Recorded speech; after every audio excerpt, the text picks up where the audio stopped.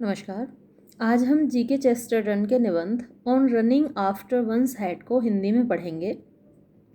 इस निबंध में जीके चेस्टरटन हमको ये बताएंगे कि विपरीत परिस्थितियों को भी हम अपने सकारात्मक रुख से कैसे एंजॉय कर सकते हैं, कैसे उनका आनंद ले सकते हैं। वैसे तो विपरीत परिस्थितियों में हम सभी दुखी होते हैं, लेकिन अगर हम अपना रुख सकारात्मक रखें, अच्छा सोचें और उसमें कुछ पॉजिटिव पॉइंट्स ढूंढें, कुछ सकारात्मक पॉइंट्स उस परिस्थिति में ढूंढें, तो हम बुरी परिस्थिति का भी आनंद ले सकते हैं। चलिए प्रारंभ करते हैं इस निबंध को। On running after once head, अपने हेड यानी कि टोप के पीछे दौड़ना। टोप अगर आपके सिर से उड़ गया, मान लीजिए तेज हवा चल रही है, उसके पीछे आपको दौड़ना पड़े, तो इसमें आपको असुविधा होगी, क्रोध आएगा आपको। लेकिन जीके चेस्टरटन कहता है कि इसका हम आनंद ले सकते हैं। यहाँ वो कई परिस्थितियों का वर्णन करेगा जो कि हमारे लिए असुविधाजनक होती हैं, जिनके बारे में हम शिकायत करते हैं, जिनसे हम दुखी होते हैं। लेकिन जीके चेस्टरटन आपको बताएगा कि कैसे उन विपरीत परिस्थितियों का भी आप आनंद ले सकते हैं। देखिए वो क्या कहता है। आई फील, मैं महसूस करता हूँ, an almost savage enemy. Almost लगभग, सैवेज होता है हिंसक, एनवी मतलब ईर्ष्या। तो मुझे बड़ी हिंसक ईर्ष्या होती है, मुझे बहुत तेज ईर्ष्या होती है, या मुझे बहुत बुरा लगता है। किस बात को लेकर? ऑन हियरिंग, ये सुनकर, that London has been flooded, कि लंदन में बाढ़ आई है। इन माई एब्सेंस, मेरी अनुपस्थिति में, यानी मैं लंदन में हूँ नहीं और लंदन में बाढ़ आई हुई है। ये सुनकर मुझे बड़ी ईर्ष्या होती है। सैवेज एनवी उसने बोला है, तो सैवेज का मतलब हिंसक होता है, तो हिंसक मतलब बहुत तेज ईर्ष्या होती है मुझे इस बात को सुनकर कि लंदन में उस वक्त बाढ़ आई है जबकि मैं लंदन में हूँ नहीं, मैं वहाँ मेरी एब्सेंस में, मेरी अनुपस्थिति में वहाँ बाढ़ आई है। While I am in the मियर country, while जबकि, आई एम मैं हूँ, इन द मियर कंट्री, मियर मीन्स केवल, कंट्री मीन्स देहात। जब मैं देहात में हूँ, जब मैं गांव आया हुआ हूँ, मतलब जब मैं लंदन में था तब तो बाढ़ आई नहीं, और मैं गांव में आ गया तो लंदन में बाढ़ आई है। ये सुनकर मुझे बड़ा क्रोध आ रहा है। माई ओन बैटरसी, मेरा अपना बैटरसी, बैटरसी एक जगह का नाम है लंदन में। हैज़ बीन, बन गया होगा। आई अंडरस्टैंड, मुझे लगता है। पर्टिकुलरली, विशेष रूप से। फेवर्ड, फेवर्ड का मतलब यहाँ आप कह सकते हैं ब्लेसड, खूबसूरत। As a meeting of waters, meeting of waters यानी जहाँ पर पानी आकर मिलता है, अलग अलग समुद्रों का पानी आकर मिलता है, अलग अलग नदियों का पानी आकर मिलता है। तो बैटरसी, वहाँ पे भी बाढ़ आई हुई है, तो वो जो जगह है क्या बन गया होगा? Meeting of waters. आप कह सकते हैं कि पानी का संगम, मीटिंग। जैसे कि आप इलाहाबाद में देखते हैं, वहाँ 3 नदियाँ आकर मिलती हैं, गंगा, यमुना, सरस्वती। यहाँ हालांकि सरस्वती वहाँ एक्सटिंक्ट है, विलुप्त हो चुकी है, वो दिखाई नहीं देती, तो लेकिन वो क्या है? मीटिंग ऑफ रिवर्स है। तो ऐसे ही यहाँ पर मीटिंग ऑफ वाटर्स, बैटरसी जो जगह है मेरी, जो मेरा रहने का स्थान है, वो इस वक्त बन गया होगा मीटिंग ऑफ वाटर्स यानी पानी का संगम। बैटरसी वॉज ऑलरेडी, बैटरसी पहले ही था। एज आई नीड हार्डली से, जैसा कि मुझे मुश्किल से ही कहने की आवश्यकता है। The most beautiful of human localities, the most beautiful सर्वाधिक खूबसूरत, ऑफ ह्यूमन लोकेलिटीज़ इंसानों की बस्ती। बैटरसी तो पहले ही सर्वाधिक खूबसूरत इंसानों की बस्ती है। Now that it has the additional Splendor, now अब, जबकि, that it has the additional Splendor, additional का मतलब होता है अतिरिक्त, स्प्लेंडर मीन्स चमक या खूबसूरती या वैभव, of great sheets of water, पानी की विशाल परत, अब क्योंकि बाढ़ आई हुई है, बेटर सी तो पहले ही खूबसूरत था, अब इसमें पानी की विशाल चादर फैली हुई है, तो अब क्या है उसमें एडिशनल स्प्लेंडर, अतिरिक्त खूबसूरती जुड़ गई है, of great sheets of water, विशाल चादर पानी की से। There must be something quite incomparable, तो इस वक्त वहाँ देयर मस्ट बी, वहाँ होगा, समथिंग कोई चीज़, क्वाइट इनकम्पेरेबल, क्वाइट एकदम, इनकम्पेरेबल अतुलनीय, इन द लैंडस्केप, उस लैंडस्केप पर, उस विशाल चादर पर, उस विशाल भूमि पर। और अब वो कहता है लैंड, अब वो लैंडस्केप तो बचा नहीं, अब वो क्या हो गया है, वाटर स्केप, पूरा जो विशाल भूमि थी अब वहाँ पूरे में पानी की चादर फैल गई है। Of my own romantic town, मेरा खुद का रोमांटिक रोमानी टाउन, शहर, कस्बा। Better C must be a vision of Venice, इस वक्त बेटर सी तो बन गया होगा, विजन मीन्स दृश्य, ऑफ वेनिस, वेनिस का, मर्चेंट ऑफ वेनिस तो आपने पढ़ा होगा, तो वेनिस एक बहुत ही खूबसूरत जगह है, पानी के बीच में सिचुएटेड है, तो अब मेरा बेटर सी भी बिल्कुल वेनिस जैसा दिखाई देता होगा। Better C must be a vision of Venice, तो बेटर सी का जो विज़न है, जो दृश्य है, वो वेनिस का जैसा हो गया होगा। द बोट, वो नाव, दैट ब्रॉट, जो लाई होगी, द मीट मीन्स मांस, फ्रॉम द बूचर्स, कसाई की दुकान से, must have shot along, must have shot along, चलकर आई होगी, तैरकर आई होगी, तेजी से आई होगी, दोज लेन्स, उन गलियों में से होकर, ऑफ रिपलिंग सिल्वर, रिपलिंग बहती हुई, सिल्वर चांदी, तो जो पानी है वो ऐसा दिख रहा होगा जैसे कि लिक्विड चांदी बह रही है, तो और उसके ऊपर से होकर वो नाव चल के आई होगी, कितनी खूबसूरत लगी होगी। With the strange smoothness of the gondola, और उसमें स्ट्रेंज मीन्स बड़ी अजीब सी, स्मूथनेस मीन्स चिकनाई होगी, चिकनापन होगा, ऑफ द गोंडोला, गोंडोला एक खूबसूरत नाव होती है, तो उस खूबसूरत नाव की स्मूथनेस, उसका सौंदर्य उस बोट में दिखाई दिया होगा जो कि कसाई की दुकान से मीट लेकर आई होगी बाढ़ पीड़ितों के लिए।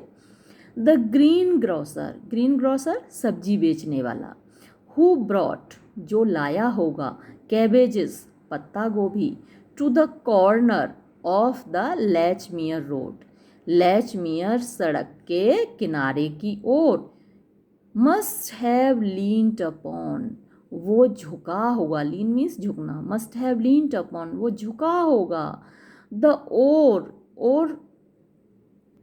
और आप कह सकते हैं पतवार, लीन्ड अपॉन द ओर, वो पतवार पर झुका होगा, with the unearthly grace, unearthly, earthly क्या होता है, सांसारिक, और जो अनअर्थली है वो क्या है, दैवीय, दैवीय grace means Saumyata, of the गोंडोलियर, गोंडोलियर जो गोंडोला को चलाता है, गोंडोला भी ऊपर आया था वर्ड, गोंडोला खूबसूरत नाव होती है और उसको चलाने वाला होता है गोंडोलियर, तो आप कह सकते हैं मल्लाह, तो एक मल्लाह की दैवीय सौम्यता के साथ वो झुका होगा अपने पतवार पर। There is nothing so perfectly poetical, there is nothing, कुछ भी नहीं होता, सो इतना, परफेक्टली पूर्ण रूप से, पोइटिकल कवित्वपूर्ण, काव्यात्मक, एज एन आइलैंड, जितना कि एक आइलैंड मीन्स जितना कि एक द्वीप होता है, द्वीप यानी पानी के बीच में जो ज़मीन होती है समुद्र में उसको आइलैंड बोलते हैं, तो एक द्वीप जितना पोइटिकल होता है, जितना काव्यपूर्ण होता है, जितना खूबसूरत होता है, उतना खूबसूरत तो कुछ भी नहीं होता। There is nothing so perfectly poetical, कोई भी चीज़ इतनी परफेक्टली पूर्ण रूप से पोइटिकल यानी कवित्वपूर्ण नहीं होती, एज एन आइलैंड, जितना कि एक द्वीप होता है।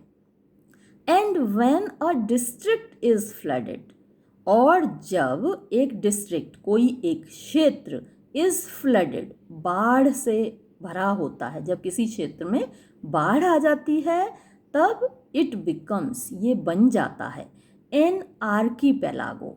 ये वर्ड आप याद कर लीजिएगा। आर्कीपेलागो क्या होता है? वो आइलैंड्स का ग्रुप होता है, बहुत सारे द्वीपों का एक समूह आर्कीपेलागो कहलाता है।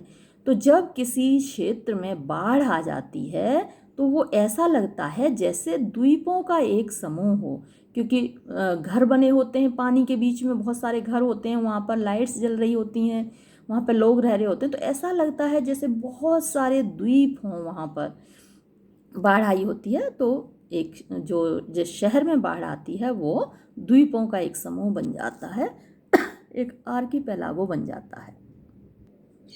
सम कंसीडर, सम कुछ लोग, कंसीडर मानते हैं, सच रोमांटिक व्यूज, सच ऐसे, रोमांटिक रोमानी, व्यूज विचार, ऑफ फ्लड बाढ़ के बारे में, और फायर या आग के बारे में, स्लाइटली थोड़े से, लैकिंग इन रियलिटी, लैकिंग जिनमें कमी होती है, रियलिटी वास्तविकता की।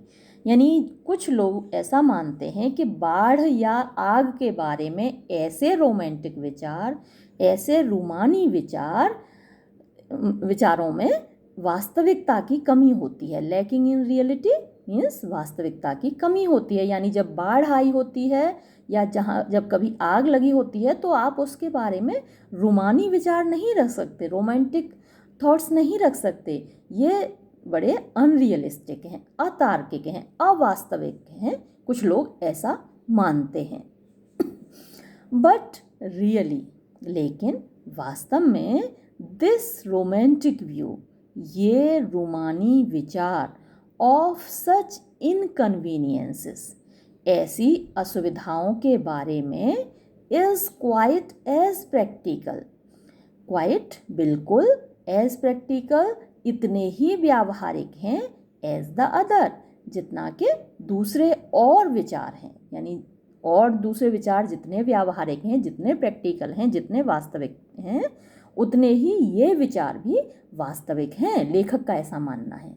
कुछ लोग तो ये मान के चलते हैं भाई जब बाढ़ आई है और आग लगी है तो आप रोमानी विचार नहीं रख सकते, लेकिन लेखक ऐसा नहीं मानता। लेखक मानता है कि ये विचार उतने ही प्रैक्टिकल हैं, उतने ही व्यावहारिक हैं जितने के दूसरे विचार हैं।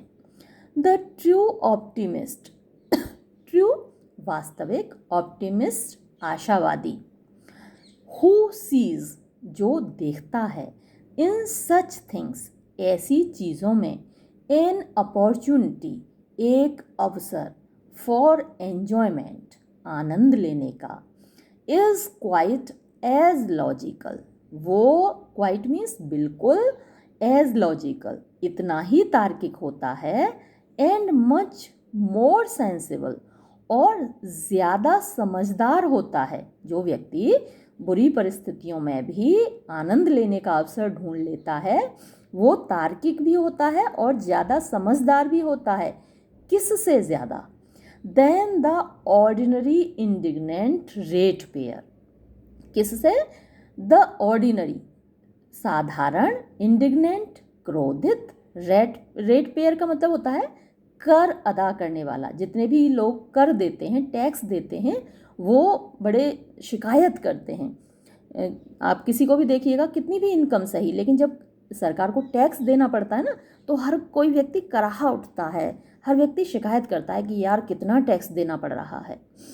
तो उस व्यक्ति से ये व्यक्ति ज़्यादा समझदार है। हु सीज इन देम, जो कि हु सीज जो देखता है, कौन देखता है? टैक्स पेयर, करदाता।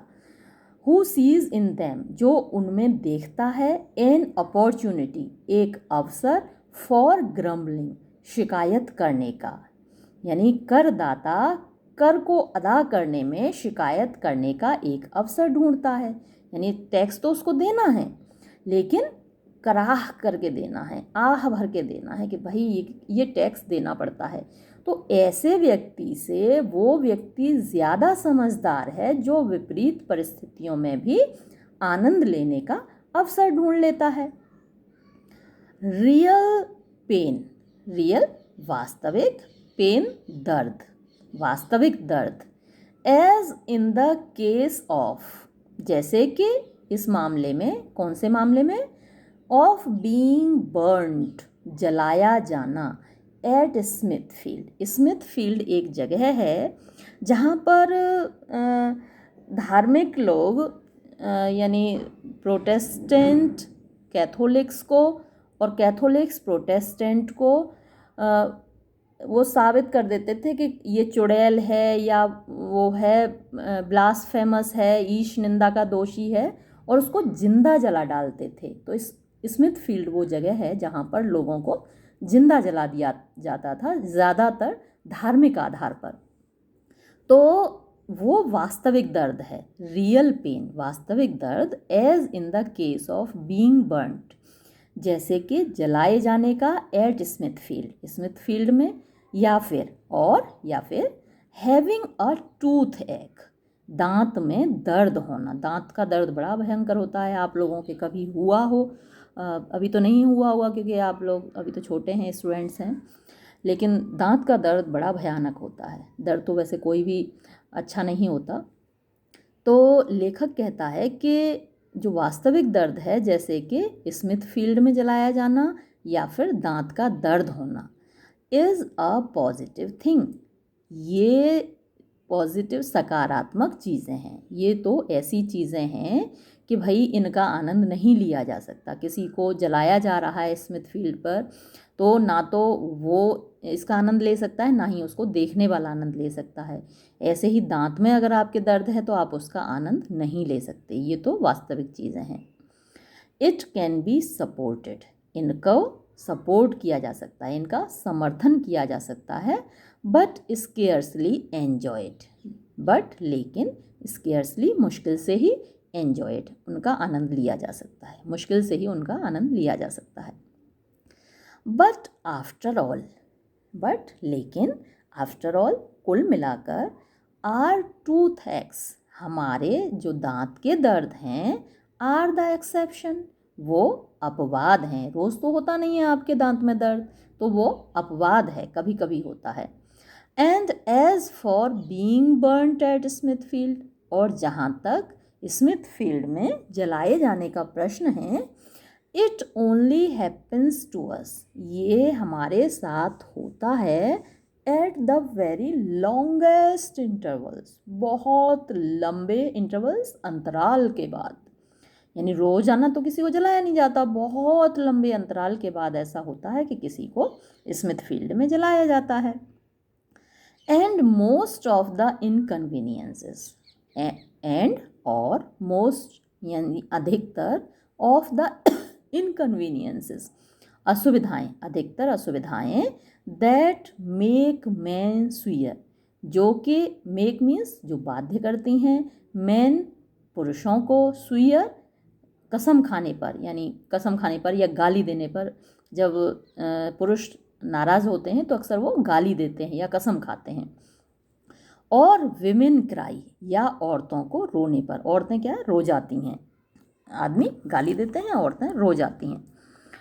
आर रियली सेंटिमेंटल और इमेजिनेटिव, आर वास्तव में होती हैं सेंटिमेंटल भावनात्मक और इमेजिनेटिव या काल्पनिक, इनकन्वीनियंसेस असुविधाएं, things all together of the mind, ये चीज़ें ऑल टुगेदर पूरी तरीके से ऑफ द माइंड, हमारे दिमाग की पैदाइश होती हैं। फॉर इंस्टेंस, उदाहरण के लिए, वी ऑफन हियर, हम अक्सर सुनते हैं, grown up people, grown up बड़े लोगों को, ग्रोन अप पीपल बड़े लोगों को, कंप्लेनिंग शिकायत करते हुए, of having to hang about, having to hang about means इंतज़ार करने पर, यानी कि उन्हें इंतज़ार करना पड़ता है। और रेलवे स्टेशन, एक रेलवे स्टेशन पर बड़े लोग शिकायत करते हैं कि भाई ट्रेन आने में देर हो रही है, उन्हें रेलवे स्टेशन पर इंतज़ार करना पड़ रहा है। And wait for a train, और उन्हें ट्रेन का इंतज़ार करना पड़ रहा है। डिड यू एवर हियर, क्या तुमने कभी सुना है? अ स्मॉल बॉय, एक छोटे लड़के को, कंप्लेन, शिकायत करते हुए, of having to hang about, कि उसको इंतज़ार करना पड़ रहा है, अ रेलवे स्टेशन, एक रेलवे स्टेशन पर, and wait for a train, और उसे ट्रेन का इंतज़ार करना पड़ रहा है। नो, नहीं, छोटे बच्चे तो कभी शिकायत नहीं करते उनको रेलवे स्टेशन पर कितनी भी देर इंतज़ार करना पड़े, ट्रेन कितनी भी लेट हो, उनके तो बड़े मज़े आते हैं क्योंकि इतना लंबा प्लेटफॉर्म होता है, खूब मज़े करते हैं छोटे बच्चे, तो वो तो कभी शिकायत नहीं करते। लेकिन हम बड़े लोग जब हमको ट्रेन का इंतज़ार करना पड़ता है तो हम बड़े परेशान हो जाते हैं, भैया कितनी देर में आएगी, बार बार घड़ी देखेंगे कितनी देर में आएगी ट्रेन, क्योंकि उस जगह का, उस समय का हम उपयोग नहीं कर पाते, हम उसका आनंद नहीं ले पाते, जबकि छोटा बच्चा तो उसके खूब मज़े लेता है। नो, नहीं, छोटा बच्चा कभी शिकायत नहीं करता। फॉर, क्योंकि, टू हिम, उसके लिए, किसके लिए? उस छोटे बच्चे के लिए। टू बी, होना, इनसाइड अ रेलवे स्टेशन, एक रेलवे स्टेशन के अंदर। इज, है, टू बी इनसाइड अ केवर्न, यानी केवर्न एक गुफा के अंदर होना। ऑफ वंडर, आश्चर्य की गुफा के अंदर होना, ऐसा ही है रेलवे स्टेशन पर होना, उसके लिए ऐसा है जैसा कि वो आश्चर्य की किसी गुफा के अंदर बंद हो। एंड अ पैलेस, या फिर वो किसी महल के अंदर बंद हो।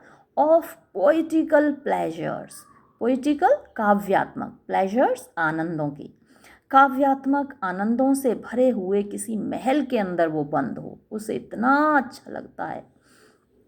बिकॉज, क्योंकि, टू हिम, उसके लिए, उस बच्चे के लिए, the red light, Lal Roshni, and the green light, और हरी रोशनी, ऑन द सिग्नल, जो सिग्नल पर होती है, आर लाइक अ न्यू सन, वो होती है जैसे कि एक नया सन हो, एंड अ, और एक न्यू मून, और एक नया चंद्रमा, यानी जो दो लाइट होती हैं, ग्रीन लाइट और रेड लाइट, वो दोनों उसको ऐसी लगती हैं जैसे कि एक नया चंद्रमा मिल गया हो उसको, और एक नया सूरज मिल गया हो।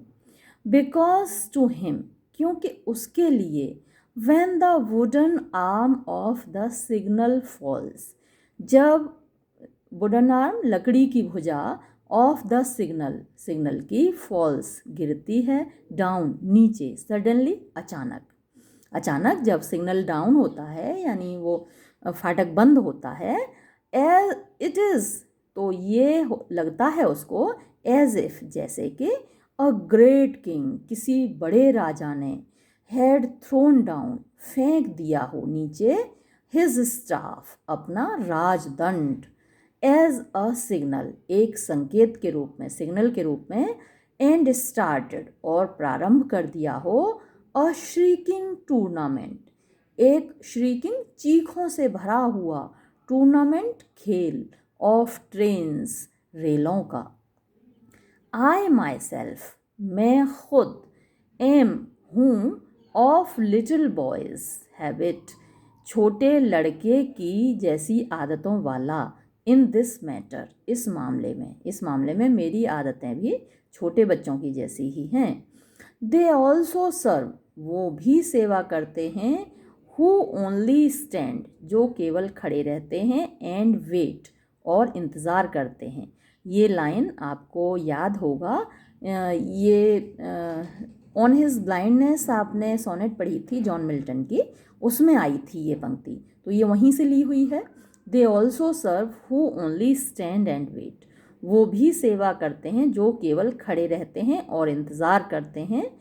फॉर द 2:15 यानी 2:15 वाली रेल का। देयर मेडिटेशंस, उनकी समाधि, उनके विचार, में बी, हो सकते हैं, फुल ऑफ, भरे हुए, रिच, समृद्ध, एंड फ्रूटफुल, और फलदायक, थिंग्स, चीज़ों से। Many of the most purple hours, many बहुत सारे, of the most purple hours, सर्वाधिक रंगीन क्षण, सर्वाधिक रंगीन घंटे ऑफ माई लाइफ, मेरे जीवन के, हैव बीन पास्ट, गुजरे हैं। कहाँ गुजरे हैं? एट क्लैफेम जंक्शन, क्लैफेम जंक्शन पर। विच इज़ नाउ, जो कि अब है, आई सपोज, मुझे लगता है, अंडर वाटर, पानी के अंदर, क्योंकि बाढ़ आई हुई है लंदन में, तो वहाँ वो पानी के अंदर इस वक्त डूबा हुआ है। आई हैव बीन देयर, मैं वहाँ पर गया हूँ। इन मैनी मूड्स, इतनी ज़्यादा मूड्स होती हैं मन स्थिति, इतने अलग अलग मूड्स में, इतनी अलग अलग मन स्थितियों में। सो फिक्स्ड, इतनी फिक्स्ड, इतनी निश्चित, एंड मिस्टिकल, और इतनी रहस्यमयी मनस्थितियों में, दैट के the water might well have come up, कि पानी आराम से ऊपर चढ़ाता, टू माई वेस्ट, मेरी कमर तक, बिफोर आई नोटिस्ड, इससे पहले कि मैं देखता, इट, इसको, पानी को, पर्टिकुलरली, विशेष रूप से। यानी मैं वहाँ जब उस जंक्शन पर खड़ा होता हूँ तो मेरी मन स्थिति ऐसी है कि पानी मेरी कमर तक चढ़ाता, तब तक मैं उसे देख ही नहीं पाता, इतना विचारों में डूबा हुआ होता हूँ जब मैं वहाँ जंक्शन पर होता हूँ।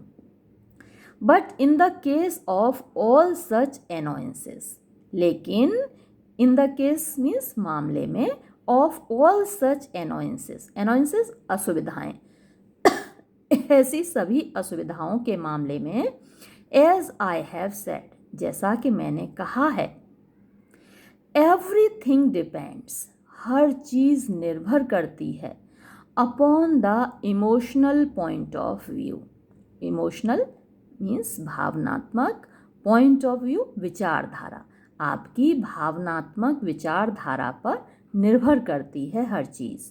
यू कैन सेफली अप्लाई, आप सुरक्षित रूप से लागू कर सकते हैं, द टेस्ट, इस परीक्षण को, to almost every one of the things, almost, लगभग, हर चीज़ पर, every one of the things means हर चीज़ पर, that are currently talked of, जिनके बारे में, करेंटली मीन्स वर्तमान समय में, टॉक्ड ऑफ, बात की जाती है, as the typical nuisances of daily life, typical, विशेष, न्यूसेंसेस, असुविधाएं, ऑफ डेली लाइफ, रोज़मर्रा के जीवन की। तो रोज़मर्रा के जीवन की जो असुविधाएं हैं, जिनके बारे में लोग कहते हैं अरे भाई ये असुविधा है, हमको ये परेशानी है, तो जितनी भी न्यूसेंसेस हैं, जितनी भी परेशानियां हैं आपके जीवन की, उन सब में ये परीक्षण लागू किया जा सकता है यदि आप चाहें। फॉर इंस्टेंस, उदाहरण के लिए, there is a current impression, current, वर्तमान में, इम्प्रेशन, भावना या ये विचार है, that it is unpleasant, that के इट इज़ अनप्लीजेंट, ये बड़ा अप्रिय है, to have to run after, to have to run after, यानी यदि किसी को दौड़ना पड़े, वंस हैट, अपने टोप के पीछे, यानी लोगों का ये मानना है, लोगों का ये विचार है वर्तमान में कि टोप के पीछे दौड़ना बड़ा अप्रिय है, बड़ा असुविधाजनक है। सॉरी, थोड़ी तबीयत खराब है मेरी। Why should it be unpleasant, why, क्यों, शुड, होना चाहिए, इट, ये, बी अनप्लीजेंट, अप्रिय, ये आखिर अप्रिय क्यों होना चाहिए, to the well ordered, well ordered, सही सलामत, एंड पायस, और पवित्र, माइंड, मस्तिष्क, यानी किसी सही सलामत और पवित्र मस्तिष्क के लिए ये अप्रिय क्यों होना चाहिए आखिर, लेखक का ये सवाल है। Not merely because it is running, ना केवल इसलिए किसमें दौड़ना पड़ता है, इट इज़ रनिंग, यानी अगर आपका टोप उड़ जाए आपके सिर से तो उसके पीछे आपको दौड़ना पड़ता है। एंड रनिंग एग्जॉस्ट्स वन, और दौड़ना, एग्जॉस्ट मीन्स थकाता है, वन, व्यक्ति को, और दौड़ना व्यक्ति को थकाता है। क्या सिर्फ इसलिए ये अप्रिय है? द सेम पीपल, वही लोग, यानी जो लोग ये कहते हैं कि हैट के पीछे दौड़ना थकाता है, वही लोग, द सेम पीपल, वही लोग रन मच फास्टर, बहुत ज़्यादा तेज़ दौड़ते हैं, इन गेम्स एंड स्पोर्ट्स, खेल और कूदों में, यानी खेल कूदों में वो लोग खूब तेज़ दौड़ते हैं। द सेम पीपल, वही लोग रन मच मोर ईगरली, बहुत ज़्यादा, ईगरली मीन्स उत्सुकता से, बहुत ज़्यादा उत्सुकता से दौड़ते हैं। आफ्टर, पीछे, किसके पीछे? An uninteresting little leather ball, an एक, अनइंटरेस्टिंग अरुचिकर, लिटिल छोटी सी, लेदर बॉल चमड़े की गेंद के पीछे। Then they will run after a nice silk hat, then बजाय, दे विल रन, वो दौड़ेंगे after a nice silk hat, एक खूबसूरत रेशम के टोप के पीछे, यानी खूबसूरत रेशम के टोप के पीछे नहीं दौड़ेंगे, और एक छोटी सी चमड़े की गेंद के पीछे आराम से दौड़ते हैं। देयर इज़ एन आइडिया, ये एक विचार है, देयर इज़ एन आइडिया, ये एक विचार है, दैट के इट इज़ ह्यूमिलिएटिंग, ये ह्यूमिलिएटिंग क्या होता है? अपमानजनक, कि ये अपमानजनक है, टू रन, दौड़ना, आफ्टर वंस हैट, अपने टोप के पीछे दौड़ना अपमानजनक है, ये ऐसा भी लोगों का विचार है। एंड व्हेन पीपल से, और जब लोग कहते हैं इट इज़ ह्यूमिलिएटिंग, ये अपमानजनक है, दे मीन, तो उनका तात्पर्य होता है, मीन मतलब तात्पर्य होना, अर्थ होना, तो उनका कहने का अर्थ ये होता है दैट इट इज़ कॉमिक, कि ये कॉमिक यानी कि हास्यास्पद है। इट सर्टेनली इज़ कॉमिक, ये सर्टेनली निश्चित रूप से, इज़ कॉमिक हास्यास्पद है। हाँ, लेखक भी इस बात से एग्री करता है कि हाँ ये हास्यास्पद है, किसी को यदि अपने टोप के पीछे दौड़ना पड़े तो ये हास्यास्पद तो है, लेकिन लेकिन man is very comic creature, इंसान तो खुद में ही बड़ा हास्यास्पद प्राणी है। And most of the things, और ज़्यादातर चीज़ें, ज़्यादातर काम, ही डज, जो वो करता है, आर कॉमिक, वो हास्यास्पद होते हैं।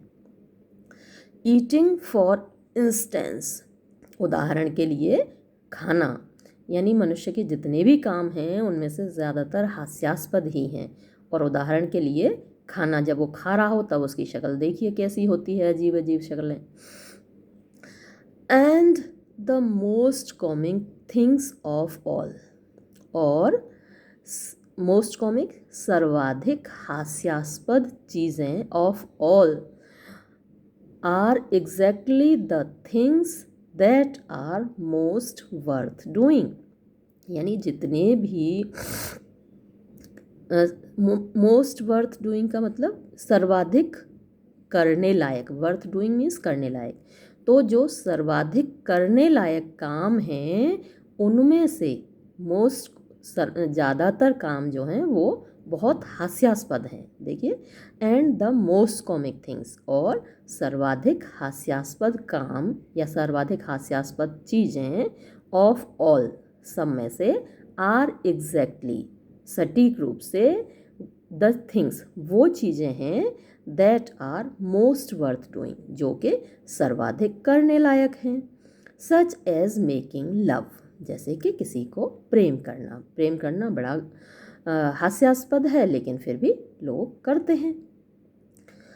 अ मैन रनिंग आफ्टर अ हैट, एक आदमी जो कि टोप के पीछे दौड़ रहा है, is not half so ridiculous, वो उससे आधा भी हास्यास्पद नहीं होता, as a man running after a wife, जितना कि वो आदमी जो पत्नी के पीछे दौड़ रहा हो, कोई व्यक्ति अपनी पत्नी के पीछे दौड़ रहा है वो ज़्यादा हास्यास्पद है या जो आदमी टोप के पीछे दौड़ रहा है वो ज़्यादा हास्यास्पद है?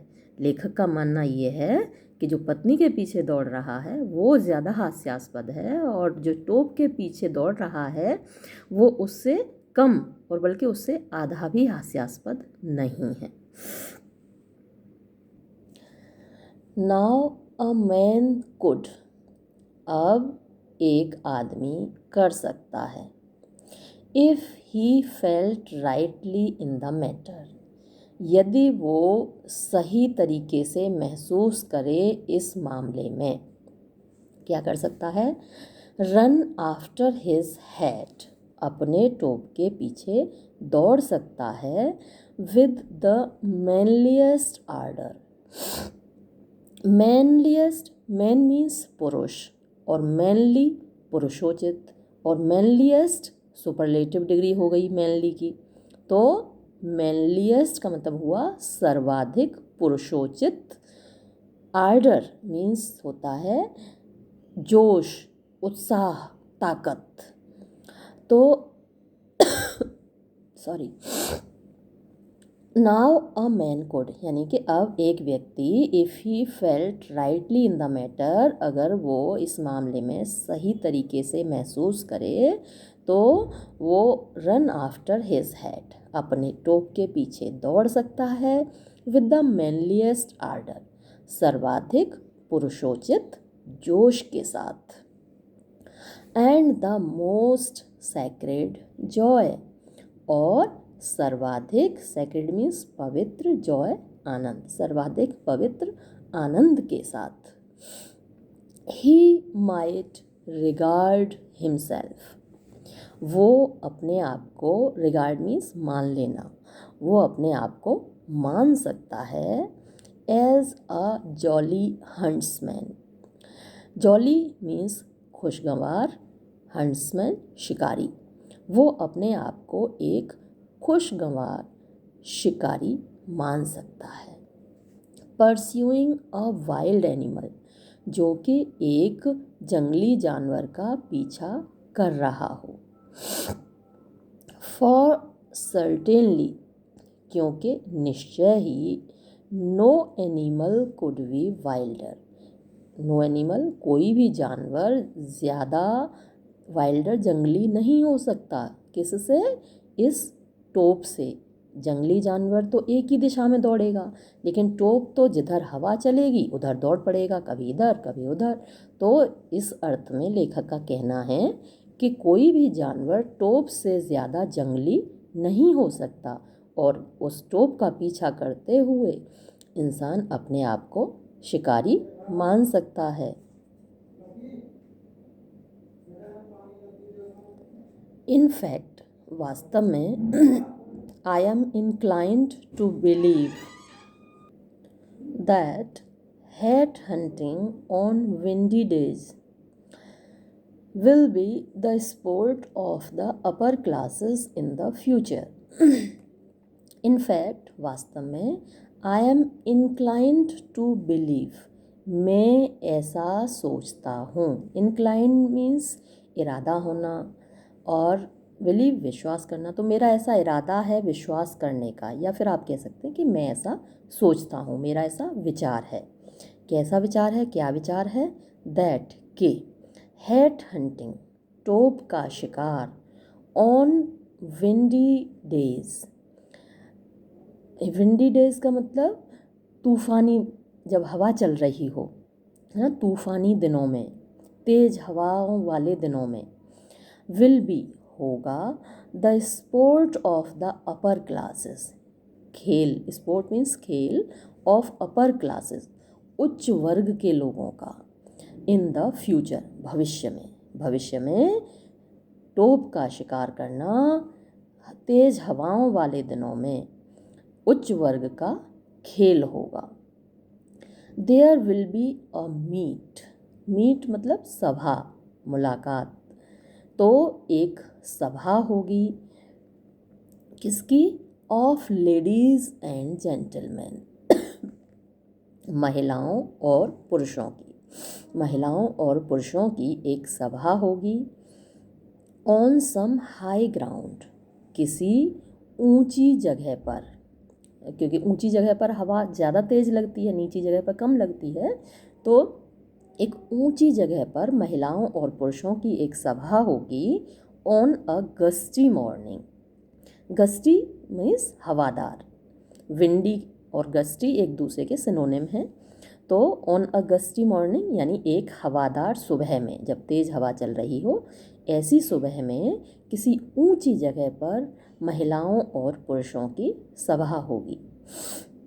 दे विल बी टोल्ड, उनको बताया जाएगा, दैट द प्रोफेशनल अटेंडेंस, के प्रोफेशनल मीन्स व्यावसायिक, अटेंडेंट्स सेवक, के व्यावसायिक सेवकों ने हैव स्टार्टेड प्रारंभ कर दिया है, अ हैट एक टोप, इन सच अ सच थिकेट, सच अ सच का मतलब होता है फलां फलां, थिकेट झाड़ी।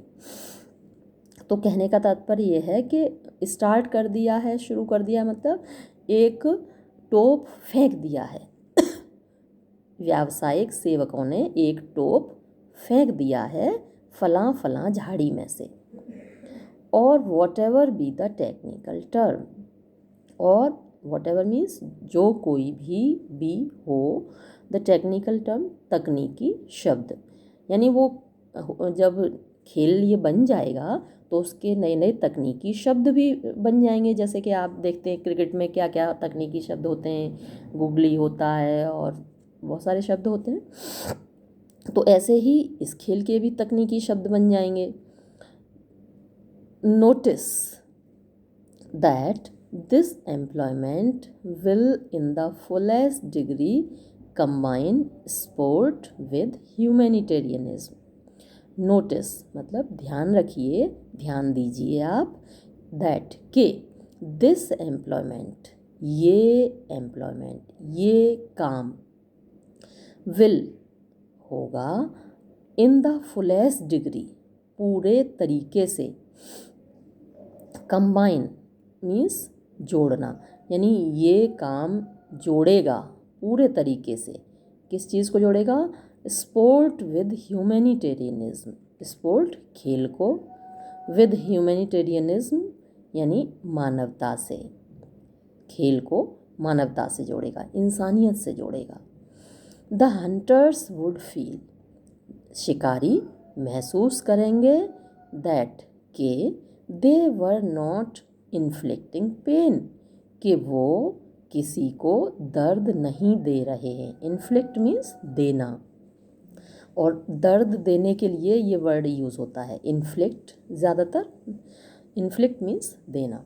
तो शिकारी ये महसूस करेंगे कि वो किसी को दर्द नहीं दे रहे हैं। ने का मतलब नहीं, दे वुड फील, वो ये महसूस करेंगे, दैट दे वर इन्फ्लिक्टिंग, कि वो दे रहे हैं, क्या दे रहे हैं वो, प्लेजर आनंद, वो दे रहे हैं आनंद, बजाय किसी को दर्द देने के वो आनंद दे रहे हैं। Rich almost rights pleasure, rich समृद्ध, ऑलमोस्ट लगभग, रायटस का मतलब होता है न्याय संगत, प्लेजर आनंद, वो एक समृद्ध और न्याय संगत आनंद दे रहे हैं। किसको, upon the people who were looking on, उन लोगों को जो कि देख रहे हैं, दर्शकों को, देखने वालों को वो एक न्याय संगत आनंद दे रहे हैं।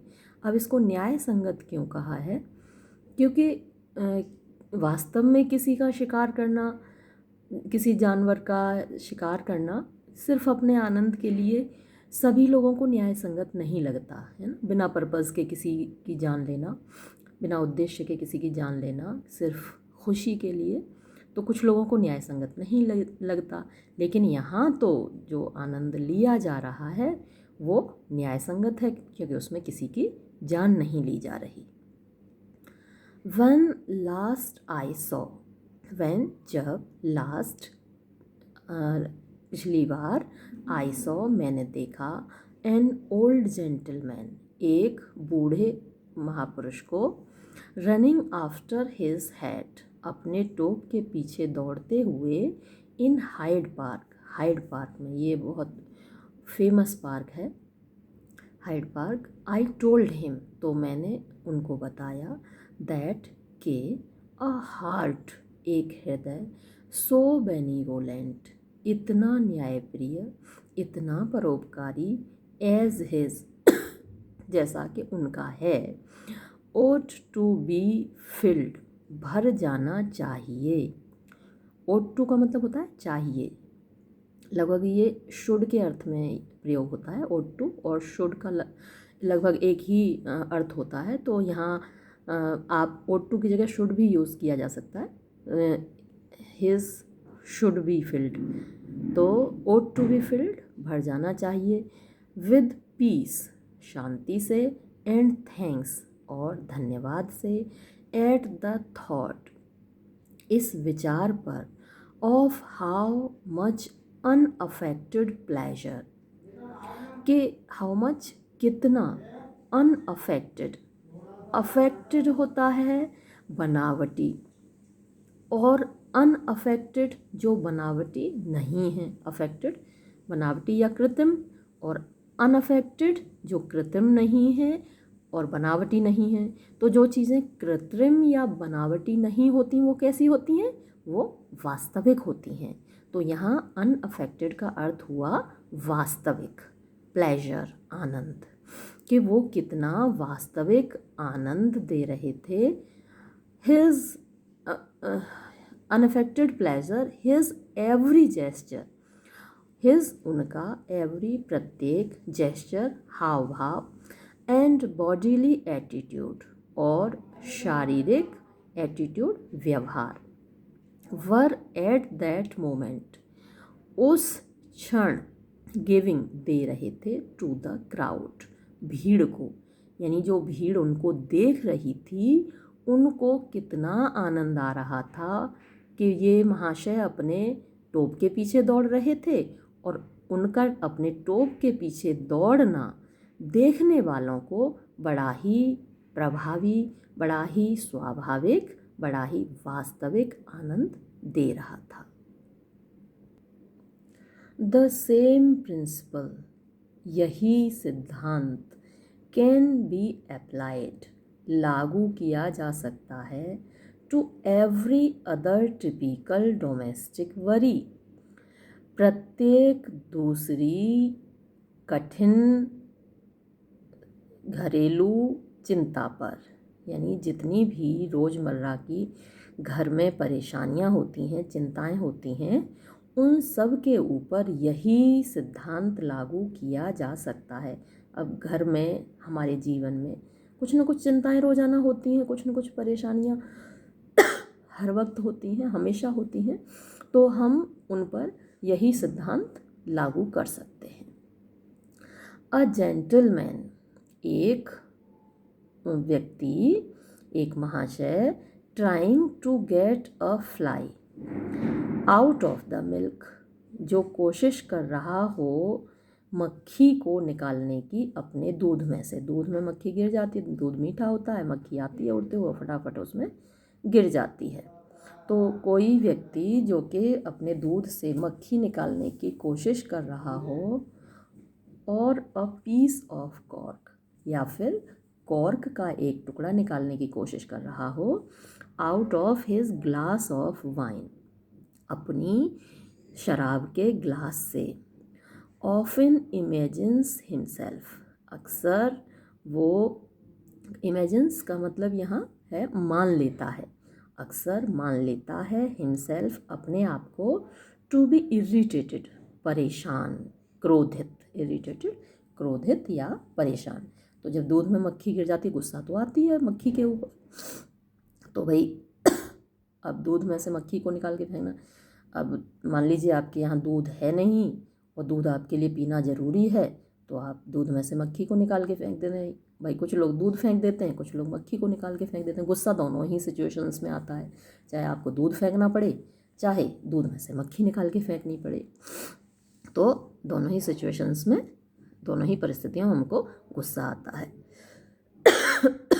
लेकिन लेट मी थिंक, मैं सोचता हूँ, फॉर अ मोमेंट, एक पल के लिए, एक पल के लिए मुझे सोचने दो या मैं सोचता हूँ। ऑफ द पेशेंस, उस धैर्य के बारे में, पेशेंस मीन्स धैर्य, उस धैर्य के बारे में। ऑफ एंगलर्स, एंगलर्स कौन होते हैं? मछुआरे, मछुआरों के धैर्य के बारे में। सिटिंग, जो कि बैठे रहते हैं। बाय डार्क पूल्स, अंधेरे तालाबों के किनारे। मछली नहीं जल्दी पकड़ में आती, बेचारे बैठे रहते हैं अपना कांटा लिए हुए, तो उनके धैर्य के बारे में मैं सोचता हूँ। And let his soul be immediately irradiated with gratification and repose. तो यही बात, यही इसी धैर्य के बारे में यदि सोचे व्यक्ति, तो हिज सोल, उसकी आत्मा, इमीडिएटली, तुरंत, इरेडिएटेड, खुश हो जाएगी, जागृत हो जाएगी, विद ग्रेटिफिकेशन, ग्रेटिफिकेशन संतोष से, एंड रिपोज, और आराम से। तो हम अगर दूसरों के बारे में सोचें कि दूसरे व्यक्ति कितने धैर्य के साथ अपना कार्य करते हैं विपरीत परिस्थितियों में भी, तो हमारी आत्मा भी ग्रेटिफिकेशन और रिपोज से भर जाएगी। ग्रेटिफिकेशन यानी संतोष, रिपोज आनंद या आराम। अगेन, पुनः, I have known some people, मैं कुछ लोगों को जानता हूँ, ऑफ वेरी मॉडर्न व्यूज़, जो कि बहुत मॉडर्न मीन्स आधुनिक, व्यूज़ विचार रखते हैं। Of very modern views, driven by there distress, driven means बाध्य हो जाते हैं, बाय देयर डिस्ट्रेस, अपनी परेशानी से। टू यूज़, प्रयोग करने के लिए, यानी अपनी परेशानियों से वो प्रयोग करने के लिए बाध्य हो जाते हैं। क्या प्रयोग करने के लिए? ऑफ थियोलॉजिकल टर्म्स, धार्मिक शब्द। धार्मिक शब्द कैसे? अब जैसे कि मान लीजिए आपकी दूध में मक्खी गिर गई, तो हम कहेंगे हे राम, हे प्रभु, या अल्लाह, ओ वाहिगुरु, ओ जीसस। तो ये धार्मिक शब्द हैं। जब भी कुछ ऐसा हो जाता है तो हम भगवान को याद करने लगते हैं, धार्मिक शब्द हम यूज़ करने लगते हैं। अब भाई मक्खी गिर गई तो इसमें राम जी आके क्या करेंगे? निकाल के फेंको, और नहीं निकाल के फेंकना तो दूध फेंक दो भाई, राम जी को क्यों याद कर रहे हो? उसमें राम जी क्या करेंगे, या जीसस क्या करेंगे, अल्लाह मियाँ क्या करेंगे? भाई जो करना है आपको करना है। तो मैंने देखा है, I have known some people, कुछ लोगों को, ऑफ वेरी मॉडर्न व्यूज़, जो कि बहुत आधुनिक विचारों वाले हैं, वो भी क्या होता है? ड्रिवन, बाध्य हो जाते हैं, बाय देयर डिस्ट्रेस, अपनी परेशानियों से, टू द यूज़, प्रयोग करने के लिए, ऑफ थियोलॉजिकल टर्म्स, धार्मिक शब्दों, to which they attached no doctrinal significance, to which, जिनके साथ, दे अटैच्ड, वो जोड़ते हैं, नो डॉक्ट्रिनल सिग्निफिकेंस, डॉक्ट्रिनल होता है सैद्धांतिक, सिग्निफिकेंस महत्व, यानी जिनके साथ उनका कोई सैद्धांतिक महत्व नहीं है। वैसे तो वो भगवान को पूजा नहीं करते, वैसे तो ईश्वर में ज़्यादा उनका विश्वास नहीं है, क्योंकि वो मॉडर्न व्यूज़ वाले हैं, पूजा पाठ वाले लोग तो हैं नहीं। लेकिन जब भी कोई मुसीबत आती है, जब भी कोई ऐसी सिचुएशन आती है, तो गुस्से में वो ज़रूर भगवान को याद करते हैं। मियरली, केवल, बिकॉज, क्योंकि, अ ड्रॉअर वॉज जैम्ड, एक ड्रॉअर जैम हो गया, टाइट, मतलब कस के जाम। आपने देखा होगा घरों में अक्सर जो अलमारियों के ड्रॉअर हैं वो जाम हो जाते हैं। मेरी किचन के भी ड्रॉअर अक्सर जाम हो जाते हैं, खुलते ही नहीं हैं। तो ड्रॉअर जाम हो जाता है टाइट करके, and they could not pull it out, और वो उसको खींच नहीं पा रहे हैं। तो ऐसी सिचुएशन में जब ड्रॉअर उनका जाम हो गया अलमारी का, और वो उसको नहीं खींच पा रहे हैं, तो वो क्या करते हैं? थियोलॉजिकल टर्म्स यूज़ करते हैं, धार्मिक शब्द यूज़ करते हैं उसको। जैसे कि अभी उसको आके ड्रॉअर को राम जी ही खोलेंगे। अ फ्रेंड ऑफ माइन, एक मेरा मित्र, वॉज पर्टिकुलरली एफ्लिक्टेड, पर्टिकुलरली विशेष रूप से, एफ्लिक्टेड परेशान था, इन दिस वे, इसी तरीके से मेरा एक मित्र इसी तरीके से परेशान था। एवरी डे, हर दिन, हिज ड्रॉअर वॉज जैम्ड, उसका ड्रॉअर जाम हो जाता था, अटक जाता था, आप कह सकते हैं फंस जाता था। एंड एवरी डे, और हर दिन, इन कंसिक्वेंस, कंसिक्वेंस होता है परिणाम, परिणाम स्वरूप, इट वॉज समथिंग एल्स, और कोई चीज़ हो जाती थी, दैट राइम्स टू इट, जो राइम्स टू इट का मतलब जो इसके ही जैसी होती थी। किसी दिन ड्रॉअर जैम हो जाता था और कभी इसके ही जैसा कुछ और हो जाता था।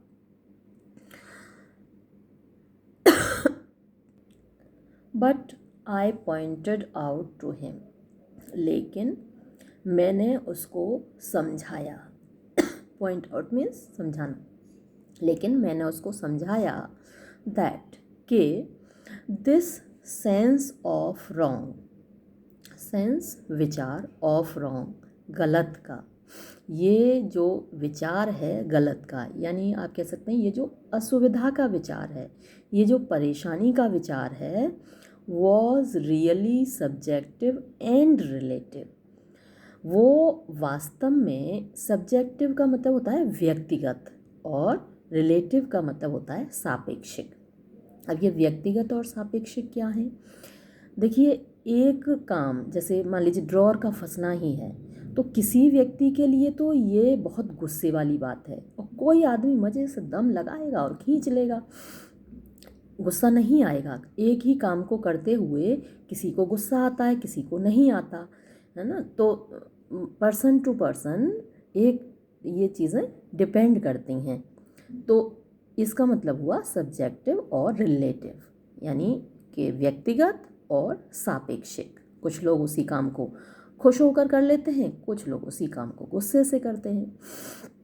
तो ये जो परेशानी का भाव है, ये जो असुविधा का भाव है, ये वास्तव में व्यक्तिगत है और सापेक्षिक है। मैंने उसको समझाया।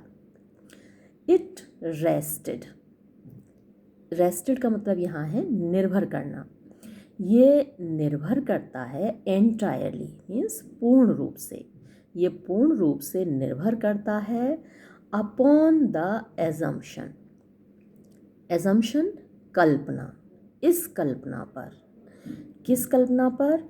दैट के द ड्रॉअर, जो ड्रॉअर है, could, should and would come out easily, कि ड्रॉअर कुड आ सकता है, शुड आना चाहिए, एंड वुड और आएगा, कम आउट ईजीली आसानी से बाहर। हम ये मान के चलते हैं कि ये एक ड्रॉअर को आसानी से बाहर आना चाहिए, बाहर आ सकता है और बाहर आएगा। क्यों मान कर चलते हैं भाई? तो कभी कभी थोड़ा ताकत भी लगानी पड़ सकती है। तो हमारी ये जो विचारधारा है, हमारी ये जो कल्पना है कि हर काम हमारे हिसाब से होना चाहिए, ड्रॉअर को बस हम हाथ लगाएं और ड्रॉअर बाहर आ जाए, हमेशा ऐसा होना चाहिए, मतलब हमें कोई असुविधा नहीं होनी चाहिए। हम हमेशा ये मान के चलते हैं, हम हमेशा ऐसी कल्पना करके चलते हैं। तो यही विचारधारा हमारी परेशानियों के लिए, हमारी असुविधाओं के लिए जिम्मेदार है। हमें इस बात के लिए भी तैयार रहना चाहिए कि भाई ड्रॉअर आसानी से बाहर नहीं आएगा, वो फंसेगा, अटकेगा, जैम होगा। बट इफ़, लेकिन यदि, आई सेड, मैंने कहा, you picture your self, picture मतलब तुम मान लो, यहाँ पिक्चर का मतलब है मान लो, ये एक वर्ब है यहाँ पर पिक्चर। यदि तुम मान लो योर सेल्फ, अपने आप को, दैट के यू आर पुलिंग, तुम खींच रहे हो, against some powerful and oppressive enemy, किसी ताकतवर और, ऑप्रेसिव का मतलब होता है अत्याचारी, शत्रु के खिलाफ। अगर तुम ये मान के चलो कि तुम किसी ताकतवर और अत्याचारी शत्रु के खिलाफ खींच रहे हो, यानी ड्रॉअर को या आप एक दुश्मन मान लो जो कि ताकतवर भी है, अत्याचारी भी है और उसको खींच रहे हो। The struggle will become merely exciting, तो तुम्हारा ये संघर्ष विल बिकम बन जाएगा मियरली केवल, एक्साइटिंग उत्तेजक, एंड नॉट एग्जास्परेटिंग और ना के एग्जास्परेटिंग थकाने वाला। भाई जब हम शत्रु के खिलाफ लड़ रहे हैं तो हमारे अंदर एक्साइटमेंट पैदा हो जाता है, जोश पैदा हो जाता है, ना कि थकान पैदा होती है। इमेजिन, कल्पना करो, दैट कि you are tugging up a life boat, कि तुम टगिंग अप खींच रहे हो अ लाइफ बोट, एक लाइफ बोट को यानी जीवन बचाने वाली नाव को, आउट ऑफ द सी, समुद्र के बाहर। इमेजिन, कल्पना करो, दैट कि you are roping up a fellow creature, कि तुम रस्सी से खींच रहे हो एक साथी को, फेलो क्रीचर एक साथी को,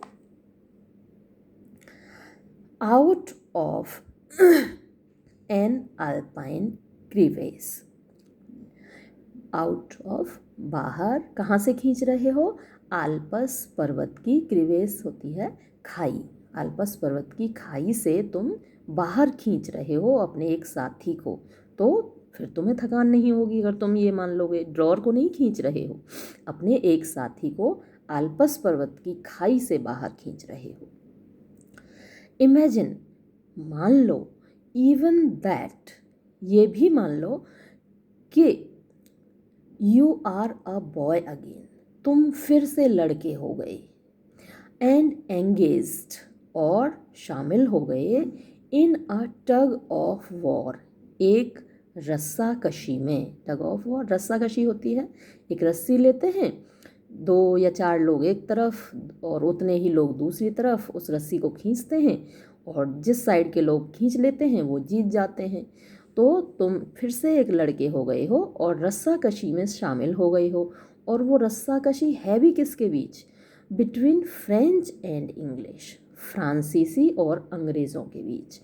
फ्रांस और इंग्लैंड के बीच हमेशा से राइवलरी रही है, हमेशा से उनके बीच में एक दुश्मनी हुई रही है, 100 साल तक युद्ध चला था एक बार तो उनके बीच में। तो ये हमेशा प्रतिस्पर्धा करते हैं।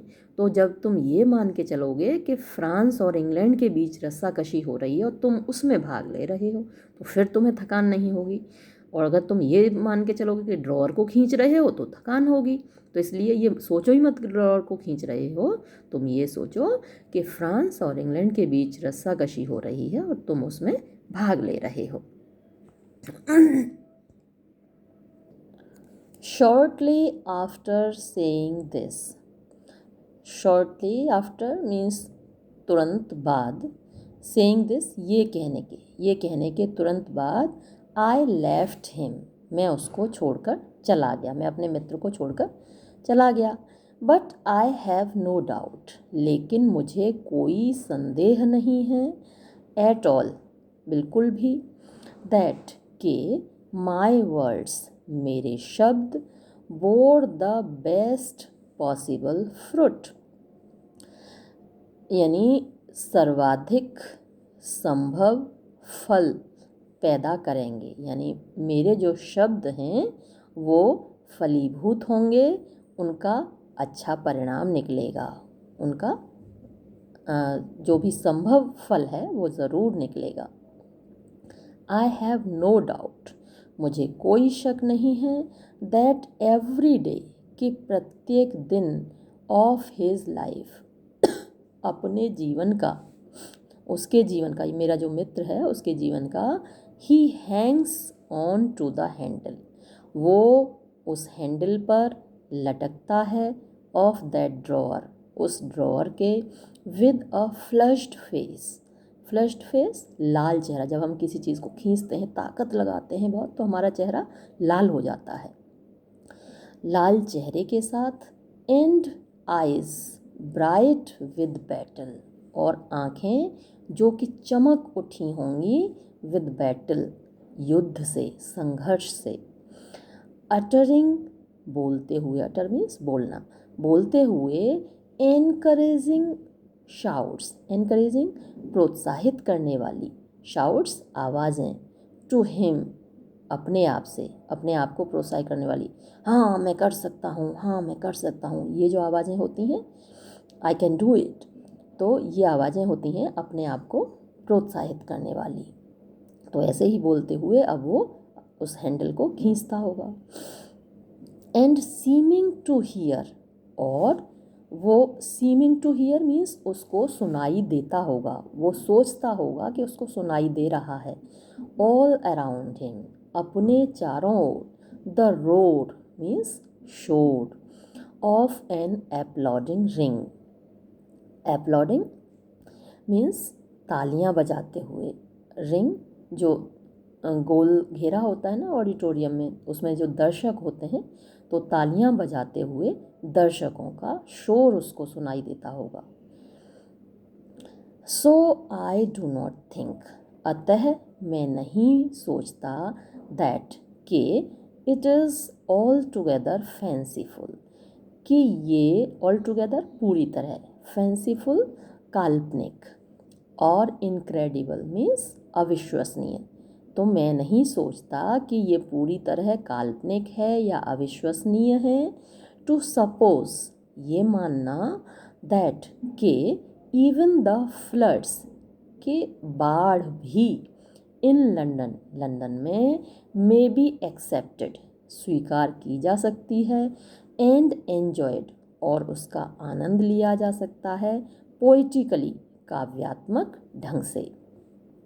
नथिंग बियॉन्ड इनकन्वीनियंस, कोई भी चीज़, बियॉन्ड परे, इनकन्वीनियंस असुविधा के, कोई भी चीज़ असुविधा के परे, seems really to have been caused by them, seems प्रतीत होती है, रियली वास्तव में, टू हैव बीन कॉज्ड पैदा की गई, बाय देम उनके द्वारा, ये उनके बाय देम किसके लिए यूज़ हुआ है, बाढ़ के लिए, कि जो बाढ़ है वास्तव में उसने कोई बहुत बड़ी असुविधा पैदा नहीं की गई है उसके द्वारा, बाढ़ के द्वारा।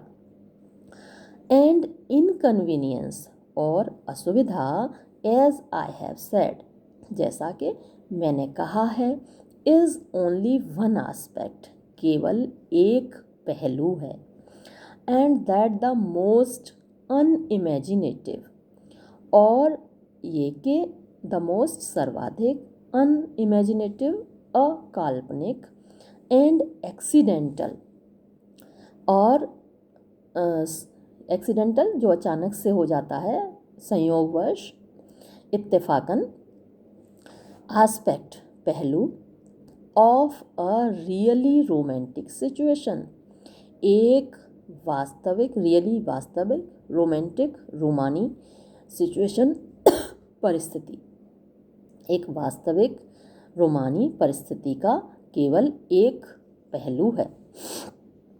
एन एडवेंचर, एक साहसिक कार्य, इज़ ओनली एन इनकन्वीनियंस, केवल एक असुविधा है।